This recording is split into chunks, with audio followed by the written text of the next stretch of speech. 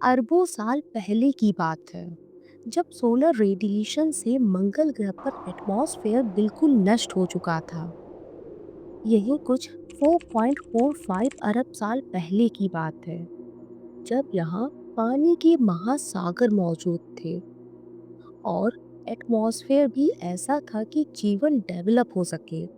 तो फिर अब ऐसा क्यों है कि मार्स एक बंजर प्लैनेट बन चुका है?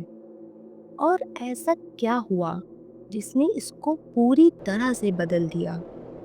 आज नासा हो, जाक्सा हो या इसरो, सभी देशों के लिए मार्स पर स्टडी करना प्रायोरिटी बन चुका है।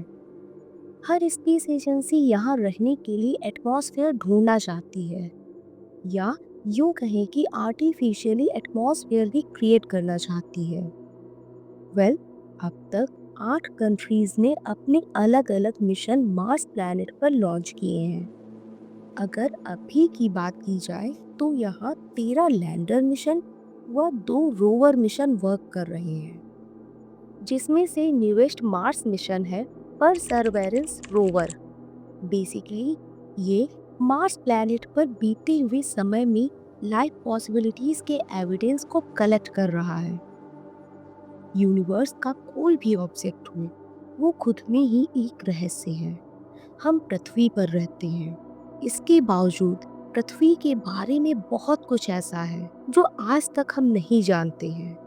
तो सोचिए, जहाँ तक हम पहुँचे ही नहीं हैं, और शायद कभी वो पृथ्वी के जैसा भी था, तो न जाने ऐसे कितने राज होंगे जिसको मार्स प्लैनेट अपने अंदर समेटे हुए है। ये एक ऐसा प्लैनेट है जिस पर एक समय में लाइफ एग्जिस्ट करता था, और आज यहाँ कुछ भी वैसा नहीं है। लेकिन पूरी पॉसिबिलिटीज है कि आने वाले समय में ये दूसरी धरती बन सकती है। मार्स ही एक ऐसा प्लैनेट है जिस पर सबसे ज़्यादा रिसर्च होते हैं। कभी कभी बिना रिसर्च के भी कुछ ऐसे एविडेंस हमें खुद ब खुद मिल ही जाते हैं। ऐसा ही कुछ हुआ था 2011 में, जब सहारा डेजर्ट में काले रंग का एक अजीब सा पत्थर मिला था। ये पत्थर पृथ्वी पर पाए जाने वाले अदर पत्थरों से बिल्कुल अलग था। जब इस पर रिसर्च हुआ तो ये पता चला कि ये पृथ्वी का कोई नॉर्मल पत्थर तो बिल्कुल भी नहीं है, बल्कि मार्स प्लैनेट से आया बहुत ही रेयर मेटेरॉइड है।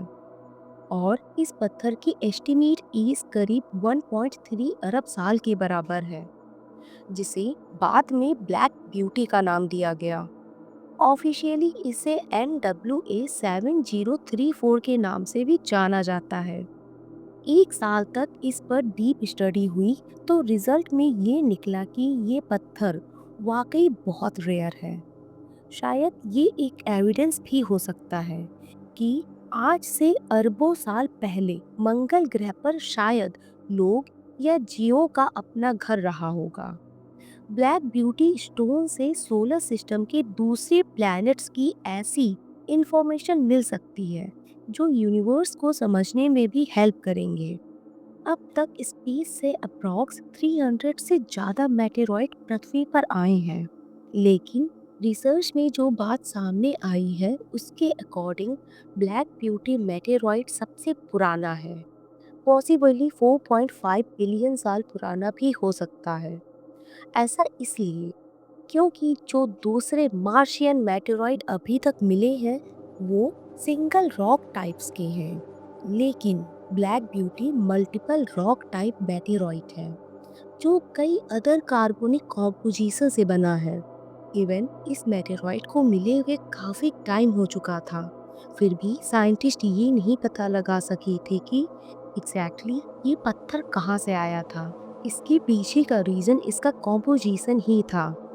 अगर अभी की बात की जाए तो मार्स एक ऐसा प्लैनेट है जो अभी तो लाइफ को बिल्कुल भी होस्ट नहीं कर सकता है, लेकिन आने वाले समय में इसको लेकर बहुत सारी पॉसिबिलिटीज बनाई जा रही हैं। यही रीजन है कि ये सोलर सिस्टम का सबसे ज्यादा एक्सप्लोरर प्लैनेट भी है। ये एक ऐसा प्लैनेट है जिसका एटमॉस्फेयर बहुत पतला है लेकिन बहुत ही ज़्यादा डस्टी भी है। और टेम्परेचर तो इतना कम है कि एटमॉस्फेयर में मौजूद कार्बन डाइऑक्साइड को भी ये बर्फ में कन्वर्ट कर सकता है। धूल भरी तूफान पूरे प्लैनेट को अफेक्ट करता है। मार्स प्लैनेट को रेड प्लैनेट भी कहा जाता है। वो इसलिए क्योंकि यहाँ की मिट्टी मिनरल ऑक्साइड के कारण लाल दिखाई देती है। ये सन का चौथा व अर्थ से छोटा प्लैनेट है। मंगल ग्रह या मार्स, नाम से ही ऐसा लगता है कि हमारा आने वाला भविष्य है ये। क्योंकि भले ही आज न सही, लेकिन कभी तो ये प्लैनेट ऐसा था जब हम यहाँ रहते थे। तो शायद लाखों या करोड़ों साल बाद ये फिर से उसी एटमॉस्फेयर में वापस आ जाए जिसमें हम फिर से रह सकें। सबूत तो फिलहाल यही कहते हैं कि एक समय मंगल ग्रह बिल्कुल पृथ्वी की तरह था। कभी यहाँ पानी के महासागर थे। एटमॉस्फेयर उतना घना था जितना हमारे लिए जरूरी है। और आज ये प्लैनेट बिल्कुल ठंडा है। और तब ये इतना ठंडा नहीं बल्कि गर्म हुआ करता था। साइंटिस्ट ये जानने के लिए काफी एक्साइटेड हैं कि जब ये प्लैनेट इतना कूल था तो क्यों और कैसे पूरी तरह से बदल गया। और सबसे बड़ी बात कि मार्स प्लैनेट पर ये चेंजेस तब हो रहे थे जब पृथ्वी पर जीवन विकसित हो रहा था।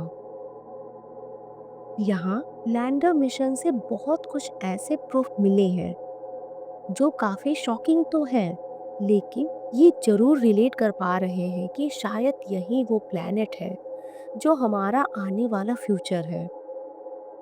यहाँ के वॉल्केनोज मेटेओरॉइड के बने बड़े बड़े गड्ढे, फिजिकल प्रोसेस व केमिकल कॉम्पोजिशन अतीत के रहस्यों को बताते हैं। वीनस की तरह ये प्लैनेट भी पृथ्वी के सबसे पास मौजूद है। इसलिए भी साइंटिस्ट यहाँ एक्सप्लोर करने के लिए काफ़ी इंटरेस्टेड रहते हैं। रिसर्च करने के लिए अभी तक तो रिसर्चर्स यहाँ लैंडर या ऑर्बिटर मिशन ही भेज रहे हैं, लेकिन आने वाले समय में यहाँ रोबोटिक मिशन भी लॉन्च किए जाएंगे। रोबोटिक मिशन कितना सक्सेसफुल होगा इसके बारे में अभी कुछ भी कहा नहीं जा सकता है, क्योंकि यहाँ के रेडिएशंस पृथ्वी से बिल्कुल अलग हैं। लेकिन हाँ, रोबोटिक मिशन से ये जानने में ज़रूर मदद मिलेगी कि ये प्लैनेट ह्यूमन बॉडी के लिए कितना डेंजरस हो सकता है।